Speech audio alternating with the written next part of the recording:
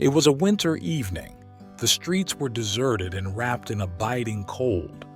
Among the few passers-by who were trying to shelter from the freezing wind, a boy named Davide was walking.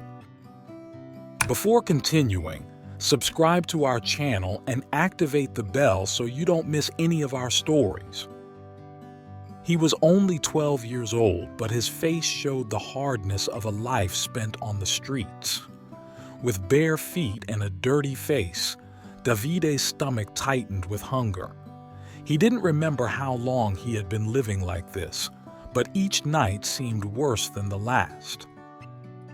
That evening, however, an inviting smell led him to an alley illuminated by a small restaurant sign. The place, refined and welcoming, seemed to come from another world, a world of warmth and abundance. From the half-open doors came the smell of freshly baked bread and freshly cooked dishes.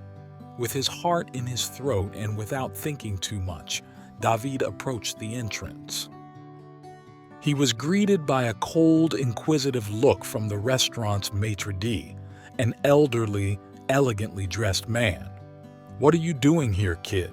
he asked sternly. "I'm hungry, sir. Could I have something to eat?" Davide replied, almost in a whisper, embarrassed and exhausted. The maitre d' looked him up and down and with a wry smile replied, "This is no place for beggars. Go away." But Davide, too hungry and tired to leave, decided to try his last card. With a determined look and a pounding heart, he slipped past the maitre d' and crossed the threshold of the restaurant. As soon as he entered, all eyes fell on him.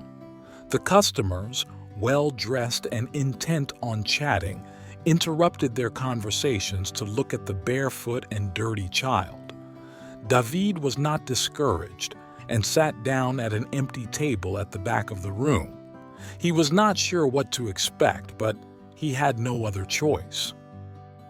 After a few minutes of awkward silence, a young waitress named Elisa approached. Her face was sweet and her gaze worried. "Hello, little one? Are you lost?" she asked delicately. "No, I'm not lost. I'm just hungry," Davide replied in a hoarse voice. Elisa looked at the boy and immediately understood that he was in trouble.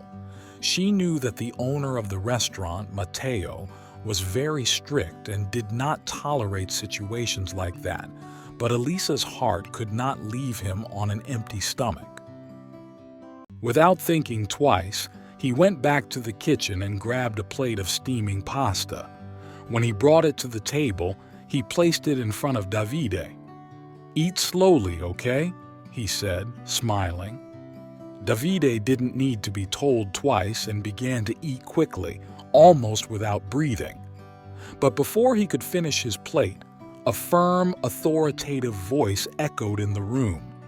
Who allowed this boy to come in? It was Matteo, the owner, a large man with a reputation for inflexibility. He approached David and looked at him with a look of surprise and irritation. "Why are you here?" he asked in a firm voice. Elisa stepped forward, nervous. "Excuse me, sir, but he was hungry. I thought we could give him something to eat." Matteo looked at her, then back at Davide. There was a deathly silence in the room, everyone waiting for the owner's reaction. Are you enjoying this story? Before you see how it ends, subscribe to our channel and turn on notifications. After a long moment of reflection, Matteo sighed and, against all expectations, sat down next to the boy. "What's your name?" he asked, this time in a gentler tone.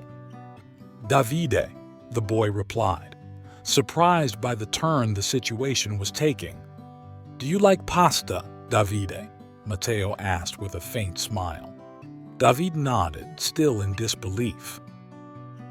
"Then eat. We'll talk later," said the owner, standing up. The customers in the restaurant were speechless. Matteo, known for his stern character, was behaving in a completely unexpected way. When Davide finished eating, Matteo returned to the table and sat down again. "Do you have a place to go?" he asked calmly. Davide looked down. "No, I live on the street. I don't have a home," he said softly. Matteo looked at him in silence for a few moments, then gestured toward Elisa. "Take him to my office," he ordered.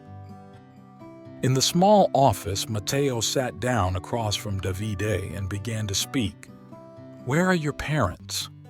The boy looked down, his fingers tightening around the edges of the chair.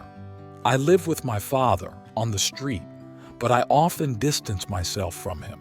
He drinks a lot and he doesn't always remember me." He sighed and then added in a soft voice, "My mother died when I was little."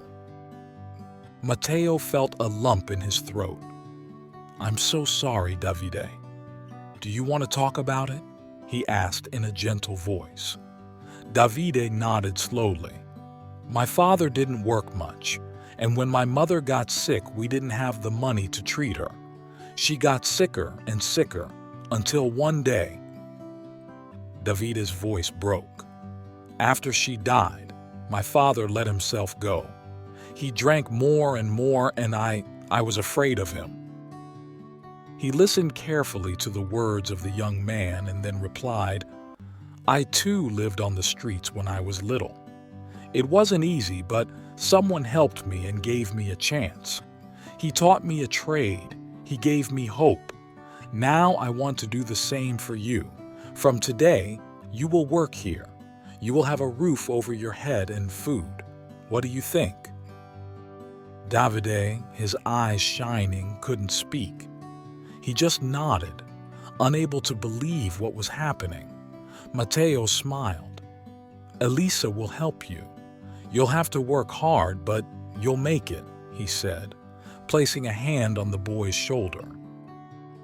In the days that followed, David began working in the restaurant. At first, he took care of small jobs in the kitchen. He washed dishes and helped arrange the ingredients. Soon, however, Matteo and the rest of the staff realized that the boy had a contagious energy and a desire to learn that made him special. Matteo began to teach him the secrets of cooking, showing patience and dedication, just as had been done with him years before.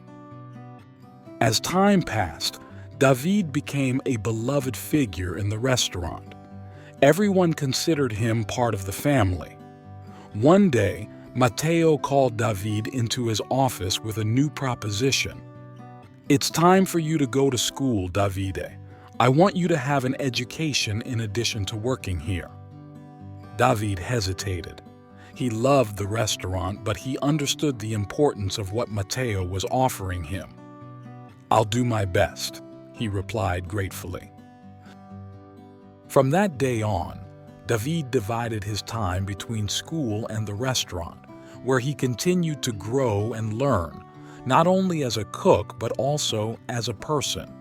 And so, the boy who once wandered hungry and alone found a home, a family, and a bright future, thanks to the generosity of Matteo and those who believed in him. Did you like this story? Leave a comment below. Thanks for watching the video till the end, and see you next time.